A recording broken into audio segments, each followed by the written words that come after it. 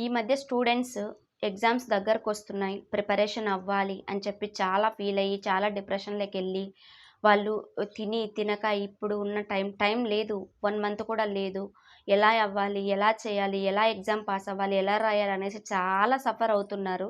ముందంతా ఏం చేస్తున్నారు చెప్పండి? ముందంతా కూడా టైం అనేది వేస్ట్ చేసి లాస్ట్‌లోకొచ్చిన తర్వాత మేమెలా రాస్తాం? ఏంటి? ఒకవేళ మీరు పాస్ అయితే సరే. పాస్ అయ్యి తక్కువ మార్క్స్ వచ్చినా కూడా ఒక డిప్రెషన్‌లోకెళ్తారు.